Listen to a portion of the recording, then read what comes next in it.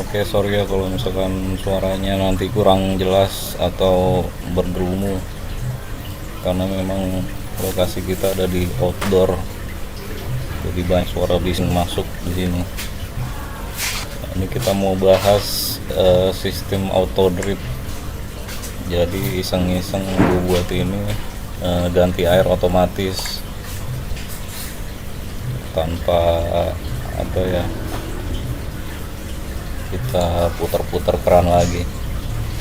Jadi masing-masing stop keran itu udah gua setting air ngalir kecil supaya auto water change. Jadi air bersih masuk atau air baru, nanti yang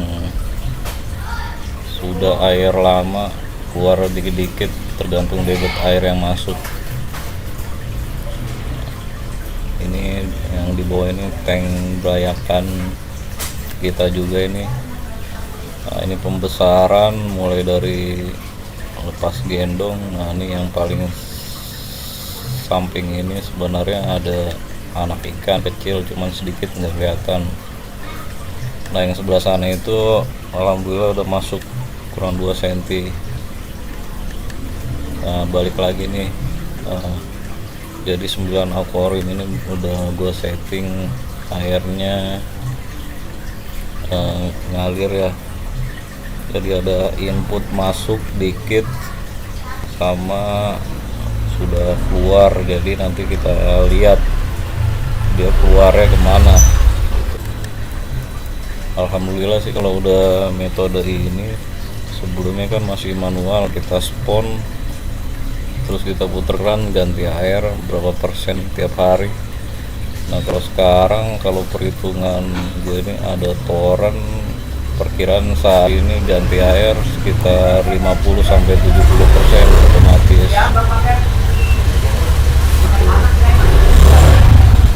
Nah, jadi karena kan gue males sebenarnya nyetak ngatik ikan, paling ya seminggu sekali nyedotin kotoran. Kayak baru-baru ini kotoran baru disedot sebenarnya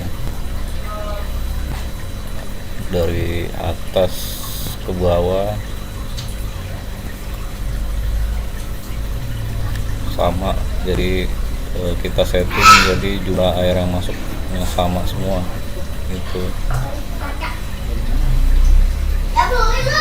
Aerator itu sengaja gue taruh pojok supaya kotorannya kebuang di output.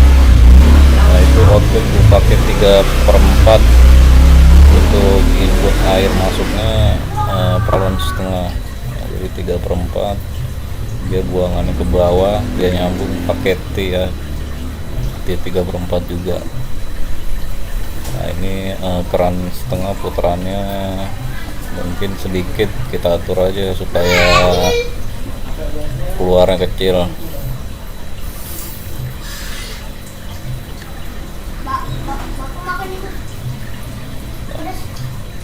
Jangan lupa biofoam kita setel di pojok, jadi air baru itu kan tadi ada peralon tuh ngarah ke sana, jadi air baru masuk dari dekat aerator, yang kebuang itu yang lama. Nah, dekat sini nih, peralon 3/4 jadi kebuang ke bawah. Nah, ini juga sama untuk input, kita jadi satu, kerannya kita jadi satu semua. Ini lagi coba sih, trial and error juga, tapi udah running 2 bulan nggak ada masalah selama ini.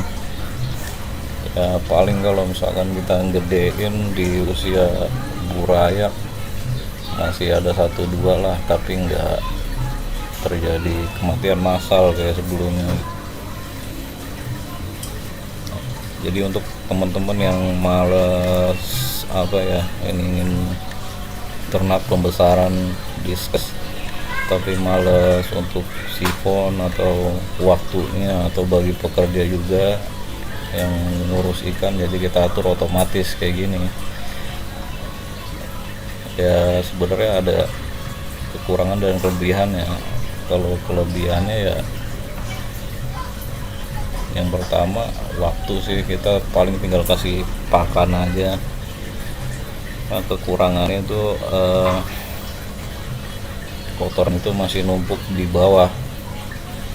Tapi yang pengalaman gue selama ini, begitu kadang disedot seminggu sekali sih kotorannya kita sipon, atau kadang sampai numpuk banget 2 minggu sekali baru gue sipon sama gosok kaca.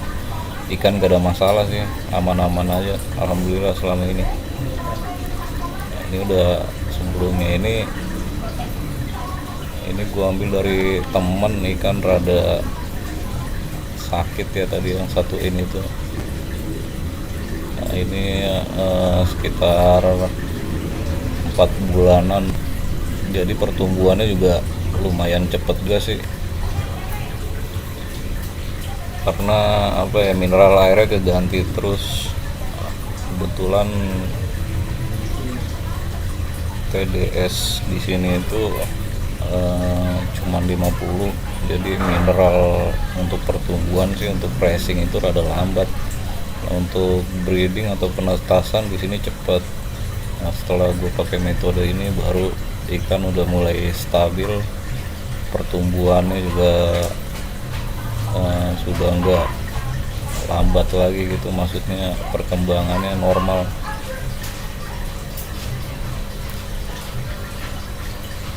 Nah, kalau untuk pembuatan ini sorry nggak bisa gua apa ya, bikin video, karena ini sedikit nggak sempat kita bikin video. Jadi ya tahu-tahu gue setting dikit-dikit jadi, dicoba, alhamdulillah sudah berjalan ini. Walaupun cuaca hujan atau suhu turun, ikan gak ada masalah. Yang namanya biasanya kan kalau dingin ada yang bilang wet spot atau apa, ikan stres, velvet segala macem. Alhamdulillah ini stabil terus. Nah, jadi untuk pembesaran dari lepas gendong usia, kalau gua lepas gendong itu seminggu setelah ini ya, setelah nempel di induk. Jadi waktu free swim nempel di induk seminggu, gua sakit pindah ke sini. Kalau ini juga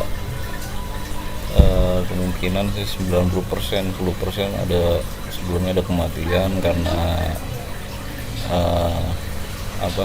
kesalahan gue juga ada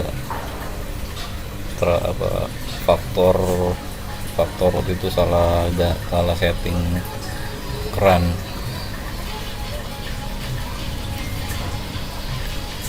Nah, di samping pergantian air juga, kalau menurut gue, kalau misalkan ikan diskus pertumbuhannya cepet dari pakan sih, ini gue udah mulai selingi burger ya, karena kalau pakai cacing beku itu juga berpengaruh. Pertumbuhannya juga sebenarnya kalau untuk pembesaran cacing beku itu oke. Nah, tapi untuk ketebalan bodi ikan, kalau saran gue sih diselingi burger. Nah, ini settingan peralon input air. Nah, yang ada elbow itu ke aerator.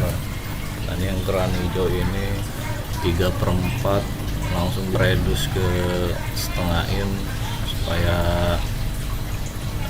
airnya deras ngalir ke bawah gitu. Ya, itu nyambung semua ya ke keran merah itu input air. Nah, terus yang untuk pembuangannya ini 3/4 ini bobok langsung dia kebuang ke ini ya, ke pembuangan saluran air. Oke, gitu aja. dari gua, semoga bermanfaat.